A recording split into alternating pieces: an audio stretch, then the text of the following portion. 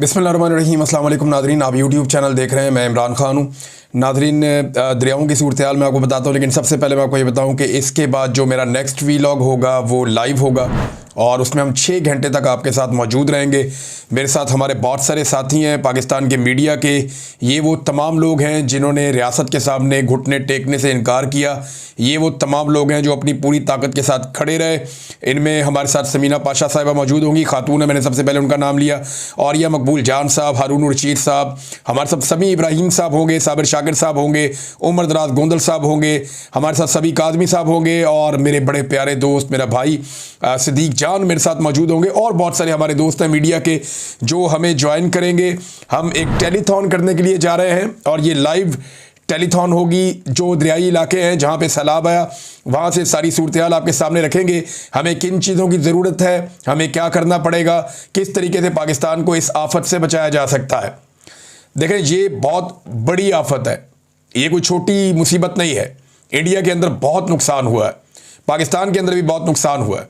मैं भी आपके सामने चीज़ें रखूंगा, लेकिन पाकिस्तान टाइम के मुताबिक रात 8 बजे से ऑनवर्ड हम एक टेलीथॉन करने जा रहे हैं जिसमें हम सारे पाकिस्तानी अपने अपने तौर पे सैलाब मुतासरीन की मदद करेंगे। हम सारे मिलकर फंड रेजिंग करेंगे और फिर उस फंड को सैलाब मुतासरीन के लिए हम खर्च करेंगे।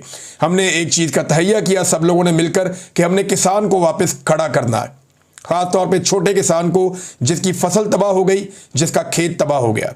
हम उसे कैसे सहारा दे सकते हैं, नए बीज के साथ, खाद के साथ, उसकी फसल के अंदर हल चलाकर, और बहुत सारे मल्टीपल तरीके हैं वो भी हमने करने हैं। लेकिन पहले जो है वो रेस्क्यू का काम है, रिलीफ का काम है, उसके अंदर हम जो कर पाएंगे पहले वो करेंगे। और ये सारी चीज़ें ग्राउंड पे अभी भी बहुत सारे लोग कर रहे हैं। हम खुद ग्राउंड के ऊपर हमारी टीमें ये काम कर रही हैं और आने वाले दिनों में हम बड़ी तेज़ी से ये काम करेंगे। और इसके लिए ये एक टेलीथॉन जो आज शुरू हो जाएगी रात 8 बजे पाकिस्तान टाइम के मुताबिक, और ये हम तकरीबन 5 घंटे इसको 5 से 6 घंटे में इसको जारी रखेंगे। और ये सारे लोगों के मैंने नाम लिए, ये लोग हमारे साथ इसमें मौजूद होंगे। सूरत हाल क्या है नादरीन, पंजनद में 5 घंटों में 1 लाख से क्यूसिक से ज़्यादा का पानी जो है उसमें इजाफा हो गया है। 6 लाख क्यूसिक से ऊपर का रेला इस वक्त पंजनद से गुजर रहा है। हेड गंदा सिंह में पानी में लगातार इजाफे का रुझान हो रहा है। हालांकि इंडिया में बारिशें रुकी, इसके बावजूद जो पानी का फ्लो है, जो पीछे से पानी आता चला जा रहा है, वो रुक नहीं रहा। और अभी इतला आई है कि इंडिया में मजीद बारिशें आने वाले दिनों में शुरू हो जाएंगी, जबकि पाकिस्तान में अगले 2 से 3 दिन में बहुत तेज़ बारिशों की और तूफ़ानी बारिशों की पेशन गोई है। बेशतर अजला के अंदर ये बारिशें हो सकती हैं, ये 9 सितंबर 10 सितंबर इन दिनों के अंदर। तो सूरत हाल अभी गंभीर है और हमें किसी बड़े चैलेंज का खुदा न खास्ता सामना करना पड़ सकता है। लेकिन जो अब तक की है डिटेल वो मैंने आपके सामने रखी। मुल्तान में इमरजेंसी नाफिज हो गई है। वहाँ पे जलालपुर पीर वाला का जो मुख्तलिफ बंद थे, जो ब्लॉकेज लगे हुए थे पानी के आगे, वो टूट गए हैं। और उसके बाद दर्जनों देहात और दर्जनों बस्तियाँ ज़ेरे आब आ गई हैं। ये पीर महल का इलाका पूरा का पूरा डूबा हुआ है। मुल्तान की सराउंडिंग में जो एरियल व्यू लिया है मीडिया के लोगों ने, उससे पता चलता है कि सारे के सारे इलाके डूब गए हैं और वहाँ पे इमरजेंसी नाफिज की गई है। पंजाब हुकूमत ने भी ये कहा है कि इस तरफ जाने से गुरेज करें लोग और इंतज़ामिया की बात मानें। मसाजिद के अंदर ऐलान करवाए गए हैं, क्योंकि इससे पहले किसी को आइडिया नहीं था कि ये एरिया डूब जाएगा। लेकिन पानी इतनी शिद्दत से आ रहा है कि वो कंट्रोल नहीं किया जा सका। इंडिया में भी इसी तरह हुआ है, वहाँ बहुत बड़ी तबाही हुई है। और सतलुज में इंडिया ने फिर पानी छोड़ा, उन्होंने उसकी बाकायदा वार्निंग जारी की। वो वक्तन फवक्तन वार्निंग दे रहे हैं, पानी छोड़ रहे हैं, जबकि इंडिया के अपने अंदर एक बहुत बड़ी तबाही आई है। यानी जितना जानी नुकसान पाकिस्तान में हुआ, इससे ज़्यादा जानी नुकसान इंडिया में हुआ है। जितना मवेशियों का नुकसान पाकिस्तान में हुआ, इससे ज़्यादा मवेशी हमने इंडिया में बहते हुए देखे हैं। बल्कि बहुत सारे मवेशियों की लाशें उनकी बहती हुई पाकिस्तान आ गई हैं। बल्कि उनकी कुछ डेड बॉडीज़ के बारे में खबरें चल रही थी कि इंडिया के साथ दरिया में वहाँ से कुछ डेड बॉडीज़ पाकिस्तान भी पहुँची हैं, इंसानों की भी। एहसन इकबाल साहब जो हमेशा बड़ी लंबी प्लानिंग करते हैं, लंबी बात करते हैं, तो एहसन इकबाल साहब ने बताया और ये इस बात का एतराफ़ किया कि सैलाब ने हमें 30 साल पीछे धकेल दिया है। ये एहसन इकबाल साहब कह रहे हैं। अब मुझे ऐसा लगता है कि ये वो कह रहे हैं जी हमारी 30 साल की जो मेहनत है वो सैलाब बहाकर ले गया है। सैलाब से सड़कें, रास्ते, पुल और देहात सारे हमारे तबाह हो गए हैं, ये एहसन इकबाल साहब ने कहा। फिर एक और जगह पे एहसन इकबाल साहब कहते हैं कि ये भारत ने हमसे बदला लिया अपनी शिकस्त का। देखिए, भारत के अंदर जो तबाही हुई है वो पाकिस्तान से ज़्यादा हुई है। उनका किसान पाकिस्तान से ज़्यादा मुतासर भी हुआ है, उनके देहात, उनकी फसलें भी तबाह हुई हैं। उनके मवेशियों का नुकसान बहुत बड़ा है, जानी नुकसान भी भारत में बहुत बड़ा हुआ है। तो उनका नुकसान हुआ और हमारा भी नुकसान हुआ। इसको आबी जारहियत नहीं कह सकते, ये बात पाकिस्तान के वजीर दिफा ख्वाजा आसिफ खुद अपने मुंह से कह चुके हैं। अब इंडिया में डाल के तो आप नहीं बच सकते ना। जो बंदोबस्त आपने करना था, दरियाओं के रास्ते में सोसाइटियां बन गई, उनके रास्ते रोक लिए गए, ये तो होना था। फिर एक कुदरती आफत है, बहुत ज़्यादा पानी आया, तो डेफिनेटली उसने अपने रास्तों से गुजरना था। जब आप रास्ते ब्लॉक करेंगे तो पानी अपने रास्ते बदलेगा। तबाही तो ज़्यादा इंडिया में आई है, पाकिस्तान ने तो ऐसा लगता है खुद तबाही को दावत दी है। हमारी बैड गवर्नेंस की वजह से, नाकिस प्लानिंग की वजह से भी हमें मार पड़ी है। तो नाजरीन, इस वक्त यानी इंडिया में तो बारिशें उसी वक्त हो रही थी ना, वहाँ तो सैलाब का उनको आइडिया नहीं, मौका ही नहीं मिला संभलने का। लेकिन हमें तो पहले से हम आगाह हो गए थे कि इतने दिनों के बाद आ रहा है। इसके बावजूद हम अपने मवेशियों को, अपने लोगों को, अपने नुकसानात को कम करने में हम कामयाब नहीं हुए। ये एक एहसन इकबाल साहब का एतराफ़ है बैड गवर्नेंस का। यानी अब वो सैलाब के खाते डालेंगे अपनी सारी नाकामियों को। ये जो आगे आने वाले दिनों में महंगाई आएगी, जो बेरोज़गारी आएगी, जो गुर्बत आएगी, जो परेशानी आएगी, एहसन इकबाल साहब ने उसको सैलाब के खाते में डाल दिया। बांग्लादेश में बहुत सैलाब आते हैं, उन्होंने कभी ऐसा नहीं कहा कि हम 30-40 साल पीछे चले गए। वो दोबारा खड़े होते हैं, फिर से अपने आप को बनाते हैं, और 2 साल के बाद पता भी नहीं चलता कि वहाँ कोई मुसीबत आई थी। अब इंडिया में पाकिस्तान से तकरीबन आप एक जैसा कर लें चले, जैसा सैलाब पाकिस्तान में आया वैसा ही इंडिया में भी आया। लेकिन इंडिया में किसी ने नहीं कहा कि वो 30 साल पीछे चले गए। आप 1-1.5 साल के बाद, 2 साल के बाद देखिएगा इंडिया में सारी चीज़ें नॉर्मलाइज हो जाएगी। लेकिन पाकिस्तान में क्योंकि हुकूमत अवाम के ऊपर ही छोड़ देती है, वो मुतासरीन के ऊपर ही छोड़ देती है कि अपनी कमर खुद ही सीधी करो, अपना इलाका खुद ही ठीक करो, अपने मामलात को खुद बेहतर करो, लिहाजा यहाँ पे फिर चीज़ें जल्दी ठीक नहीं होती। तो इस तरह के बहाने बनाए जाते हैं, जनाब सैलाब की वजह से हम तबाह हुए, वरना हम तो बहुत कोई स्विट्ज़रलैंड बनने जा रहे थे। अब ये चीनी का, गंदम का और चावल का जो हालिया बहरान है, ये याद रखिएगा सैलाब से पहले का है। ये जो गंदम वाला इन्होंने पाकिस्तानियों को चूना लगाया और किसान को ख़ास तौर पे, ये सैलाब से पहले का है। ये चीनी वाला स्कैंडल सैलाब से पहले का है। और ये जो हालिया बहरान पैदा हो गया हमारे सरों के ऊपर, ये चावल का भी, ये इनकी वजह से है और इनकी मेहरबानी की वजह से है। लिहाजा एहसन इकबाल साहब ये कह रहे हैं कि 30 साल पीछे हमें धकेल दिया, ये एक बिलावजह कहानी है। अगर हुकूमत अपना पूरी तरह से बंदोबस्त करे और अपनी पूरी एफर्ट लगाए और सब्सिडीज़ फ्राहम करे और अपनी पूरी तवानाइयाँ यहाँ पे खर्च करे, तो कोई वजह नहीं है कि पाकिस्तानी बहुत मेहनती हैं, जल्दी इसमें से निकल जाएंगे। आप देखिएगा भारत इससे कैसे निकलेगा, आप देखिएगा बाकी मुल्क जहाँ पे सैलाब आता है वो इसमें से कैसे निकलता है, बांग्लादेश में आता है वो भी इसमें से निकल जाते हैं। लेकिन पाकिस्तान ने इसको भी एक, ऐसा लगता है इस हुकूमत ने एक अपॉर्चुनिटी के तौर पे लिया है। नादरीन, एक और मेरे पास यहाँ पे एक खबर है, अकबर बाजुआ साहब ने खबर दी है। ये बड़ी इंटरेस्टिंग खबर है, एक वीडियो है, उसमें नज़र आ रहा है कि कुछ पाकिस्तानी किसान खड़े हैं, देहाती लोग खड़े हैं, एक पीछे जो है वो पानी की बेड़ी एक खड़ी हुई है, पानी के ऊपर एक कश्ती चलती है ना, एक बेड़ी भी चलती है। वो सज्जाद अली के गाने में शायद आपने सुना होगा, जो लोग नहीं जानते कि बेड़ियाँ, तो ये बेड़ी जो होती है ये पानी के ऊपर चलती है और इसको एक लंबे डंडे के साथ चलाते हैं ज़मीन में, उसका वो दरिया के नीचे जाके वो लगता है 30-30, 25-25 फुट लंबा एक डंडा होता है, उसके ज़रिए से इसको ले जाते हैं। बाद औक़ात कोई चप्पू से भी चला लेते हैं छोटी बेड़ी को, लेकिन ये डंडे के साथ चलती है ज़्यादातर। और इसके अंदर ट्रैक्टर ट्रालियाँ भी ले जाते हैं, जानवर भी ले जाते हैं, इसमें बहुत वज़न आप डाल सकते हैं बेड़ी के अंदर। ये हमारे दरियाओं पे बहुत हैं यहाँ पंजाब में। तो एक बेड़ी पीछे खड़ी है और उसमें वो किसान उतर रहे हैं और वो बता रहे हैं कि जनाब हम इंडिया वाली साइड पे गए थे, वहाँ से हम चारा काट के लाए। तो वो जो पूछने वाला है वो पूछता है कि इंडिया से चारा काट के लाए? उन्होंने कहा जी बिल्कुल हम वहाँ से लेकर आए। उन्होंने आपको मना नहीं किया? वो कहता है जी उन्होंने मना नहीं किया। उन्होंने कहा देखिए अगर आपके जानवर इससे ज़िंदा बच सकते हैं तो आप काट कर ले जाएँ, हमारे ये कंडों पे किनारों पे जो चारा जितना लगा हुआ है ये आप ले जाएं काट के और जाके अपने जानवरों को आप दें। वो कहता है उन्होंने मना नहीं किया हमें, बल्कि वो बहुत अच्छे हैं, उन्होंने हमें अलाउ कर दिया कि एक मुसीबत आई हुई है, एक परेशानी है, अगर ये पाकिस्तानी है तो क्या हुआ, जानवर इनके मर रहे हैं। उन्होंने कहा जी हमें हुकूमत की तरफ से कोई इमदाद नहीं पहुँची, हमें पाकिस्तान वाली साइड से कोई चीज़ नहीं मिली, हम इंडिया वाली साइड पर जाते हैं, चारा काटते हैं। उसने पूछा BSF आपको मना नहीं करती? तो उन्होंने कहा जी वो हमारी मजबूरी समझते हैं। वो कहते हैं अगर आपका इससे गुजारा होता है तो आप काट कर ले जाओ।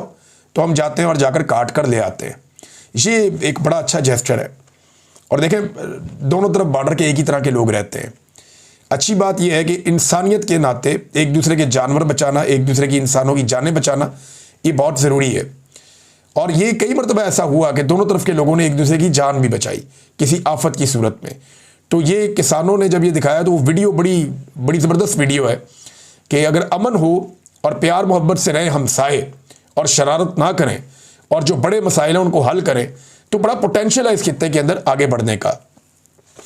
नाज़रीन, एक और चीज़ मैं आपको बताता हूँ, ये रेस्क्यू इस वक्त सबसे मेन इदारा है जो दिखाई दे रहा है। अगर रेस्क्यू को टिकटॉक्स के लिए इस्तेमाल ना किया जाए तो मैंने पहले भी कहा कि अगर किसी ने सबसे ज़्यादा सरगर्मियों में हिस्सा लिया लोगों को बचाने की, वो रेस्क्यू है इदारों में से। पाकिस्तान के जितने इदारे हैं सारे इदारों को आप एक तरफ करें और रेस्क्यू अकेला जो है उसने बहुत काम किया है। ये इदारा परवेज़ इलाही साहब ने बनाया था, लेकिन शहबाज शरीफ साहब ने रेस्क्यू के इदारे से बदला लिया, दो इदारों से। परवेज़ इलाही साहब ने ट्रैफिक वार्डन बनाए थे और एक रेस्क्यू 1122 बनाई थी। इन दोनों से शहबाज शरीफ ने बदला लिया। वार्डन्स की तो कई सालों तक उन्होंने तनख्वाहें नहीं बढ़ाई, उन्हें बहुत तंग किया। वो बेचारे एहतजाज करते थे, रोते पिटते थे कि जनाब परवेज़ इलाही का इसके ऊपर छाप है, लिहाजा हमने इसको चलने नहीं देना। दूसरा जो आपका ये था रेस्क्यू 1122, शहबाज शरीफ साहब ने इसको भी इसकी वो हालत कर दी कि यहाँ पे मेरे पास ये खबर है, ये देखें, ये इस खबर के अंदर बाकायदा ये इश्तिहारात छपे हुए हैं और ये इश्तिहारात अखबार के अंदर छपे हुए हैं और लिखा हुआ है आपका माली ताउन ज़िंदगी बचाने में मुआवन, donate to rescue 1122 to save lives. यानी रेस्क्यू 1122 को आप डोनेशंस अपनी दें, यानी चंदे पे चलने वाला इदारा इसको बनाकर रख दिया। नेशनल बैंक ऑफ पाकिस्तान का PCSIR ब्रांच लाहौर में FC कॉलेज के साथ जो है, यहाँ मैं पढ़ता था, इधर हम खाना खाने जाते थे, तो उन्होंने कहा जी एमरजेंसी सर्विस फंड के अकाउंट नंबर, आगे अकाउंट नंबर लिखा हुआ है, इसके अंदर पैसे जमा करवा दें।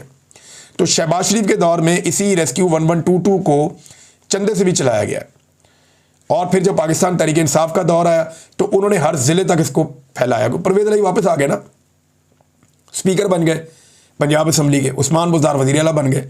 तो क्योंकि परवेज़ इलाही का एक प्रोजेक्ट था, बड़े अरसे तक यतीम रहा, तो उन्होंने आकर कहा जी फैलाओ इसको दोबारा। आज वही रेस्क्यू 1122 है जो परवेज़ इलाही साहब के दौर में और उस्मान बुज़दार के दौर में तमाम ज़िलों तक फैलाया गया। आज वो रेस्क्यू 1122 काम आ रहा है।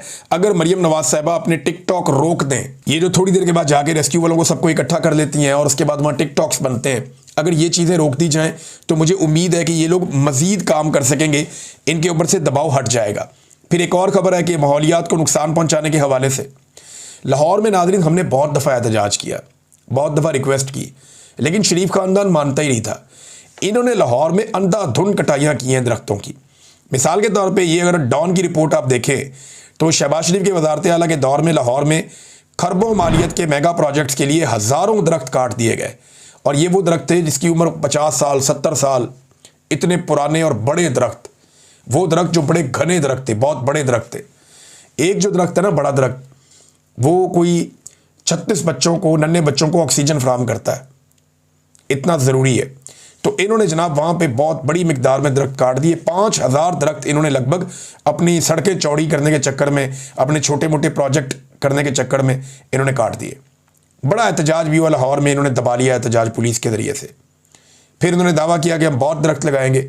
हमने देखा लाहौर में कोई शजरकारी हुई नहीं, कोई दरख्त लगे ही नहीं, इन्होंने कोई काम किया ही नहीं। और अब आप माहौलियाती तब्दीली के असरात देख रहे हैं। लाहौर में जब स्मोक आती है, सर्दियों में आप वहाँ नहीं रह सकते। बरसात में अजीब व गरीब तरीके से बारिशें होती हैं बेमौसमी, आप गुजारा कर नहीं सकते। गर्मियों के अंदर इतनी शदीद गर्मी हीट वेव आती है कि आप उसका भी गुजारा नहीं कर सकते। तो लाहौर में रहने के लिए मौसम भी चंद महीने ही रह गया है। यानी अभी मैं स्मोक के बारे में पढ़ रहा था कि जो शख्स लाहौर के अंदर पूरा साल गुजार लेता है और जो स्मोक के महीने हैं, जब ये हवा में स्मोक आ जाती है कार्बन, तो आप जब वहाँ पे रहते हैं कुछ अरसा तो आपकी ज़िंदगी के चंद साल कम हो जाते हैं। ये मैंने बाकायदा रिसर्च पढ़ी है कि लाहौर का जो AQI है, एयर क्वालिटी इंडेक्स, वो सर्दियों में इतना ख़राब हो जाता है कि वहाँ पे रहने वाले आदमी की ज़िंदगी कम हो जाती है। ये नाज़रीन हालात हैं। अब आ जाए नाज़रीन कुछ पॉलिटिकल खबरों की तरफ। इमरान खान साहब ने कुछ फ़ैसले किए हैं और उनमें 3 बड़े फ़ैसले हैं जो ये बताते हैं कि आज इमरान खान साहब कहाँ खड़े। पहला फ़ैसला उनका ये है कि लाहौर में मिलिट्री कोर्ट से जो सज़ा पाने वाले मियाँ अकरम उस्मान साहब, ये मियाँ महमूद रशीद साहब के दामाद भी हैं और बड़े अच्छे आदमी हैं, इन्होंने बड़ी कुर्बानी दी है। ये उन लोगों में से हैं जिन्होंने फस्तायत के ख़िलाफ़ इलेक्शन लड़के जीता भी था। तो अकरम उस्मान साहब को लाहौर का सदर बना दिया गया है। इससे पहले जो हैं वो शेख इम्तियाज़ साहब ने बड़ा शानदार काम किया, बड़े मुश्किल हालात में लाहौर के सदर के तौर पे बड़े सबसे टफ हालात में उन्होंने काम किया। अब मियाँ अकरम उस्मान साहब आए, एक बड़ा इम्तिहान है, लेकिन इससे पता चलता है कि इमरान खान साहब अग्रेसिव मोड के अंदर है। मिलिट्री कोर्ट से जिसको सज़ा हुई उसको लाकर बनाया लाहौर का सदर। फिर 8 सितंबर की जो हड़ताल है उसकी उन्होंने मुकम्मल हमायत की। जो बलूचिस्तान में हड़ताल होने जा रही है, जो पूरे खैबर पख्तूनख्वा में इन्होंने एहतजाज की कॉल दी है, तो इसके ऊपर भी एक इमरान खान साहब ने बड़ा सख्त मौक़िफ़ लिया कि हम पूरी हमायत करेंगे। अचकज़ई साहब की और जो अख्तर महंगल साहब है। फिर तीसरा उन्होंने इरफान सलीम साहब को नामज़द किया सेनेट की नशस्त के लिए, जहाँ से शिबली फराज साहब को नाअहल करार दिया गया।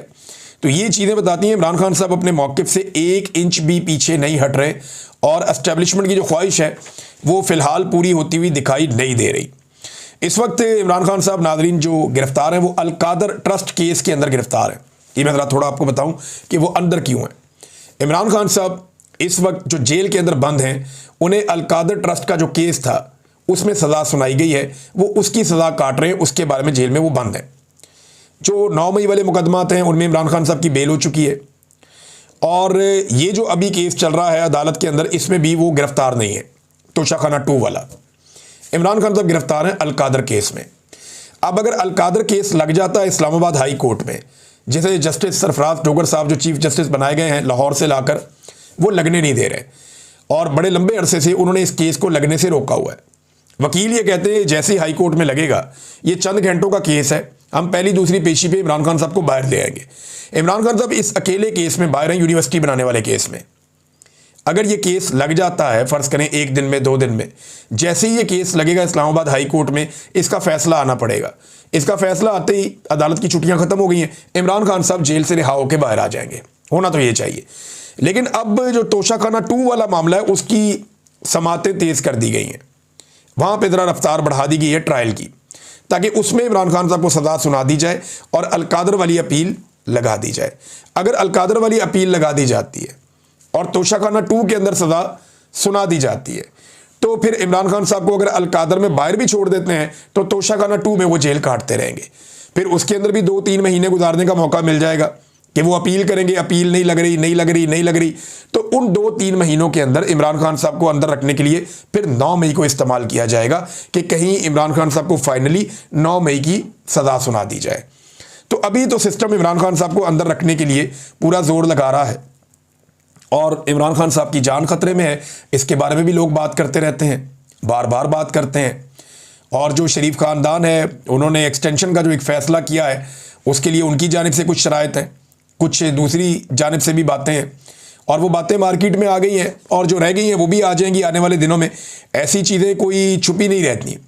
आलिया हमजा साहिबा ने एक फ़ैसला किया है मंगल वाले दिन के हवाले से, और उनका फ़ैसला ये है, आलिया हमजा साहिबा ने कहा कि अरकान सूबाई असम्बली जितने भी हैं पंजाब के, और जो वेस्ट पंजाब के तमाम टिकट होल्डर, ये जो मगरबी पंजाब या जिसको आप कहते हैं अडियाला के आसपास वाले जितने अजला हैं, उनके सारे टिकट होल्डर्स, स्टेक होल्डर्स, तंजीमी ओहदेदारान, यूनियन कौंसल लेवल तक के ओहदेदारान और वकला, वो सारे 9 सितंबर बरोज़ मंगल दोपहर 1 बजे अडियाला जेल के बाहर उन्होंने बुलवा लिए हैं आलिया हमजा साहिबा ने। और ये ज़ईम लगारी साहब ने ये खबर ब्रेक की है। उन्होंने बताया जी कि ये आलिया हमजा साहिबा ने किया कि इन सारों को बुलाया जाए और बुलाकर वहाँ पे एहतजाज किया जाए अदालत के बाहर, या जो प्रेशर डेवलप करना है वो किया जाए। अब अगर तोशाखाना वाला केस आज चलता है तो वहाँ क्या सूरत हाल बनती है इसके बारे में अभी कुछ नहीं कहा जा सकता। लेकिन इमरान खान साहब के वकला का ये मानना है कि इससे पहले कि इमरान खान साहब बाहर आएँ जेल से, कोशिश की जाएगी कि उन्हें तोशाखाना में सज़ा दे दी जाए, ताकि अगर दूसरे केस में बाहर आते हैं अल-कादर वाले में, तो तोशाखाना वाले में उन्हें अंदर रखा जा सके, और फिर तोशाखाना वाले केस में अंदर रखते हुए 9 मई वाले केसेस में कोई राह हमवार की जाए और मैक्सिमम टाइम इमरान खान साहब का जेल में गुजारने का बंदोबस्त किया जाए। देखते हैं क्या होता है। अब तक के लिए इतने, अपना ख्याल रखिएगा, अपने चैनल का भी। अल्लाह हाफ़िज़।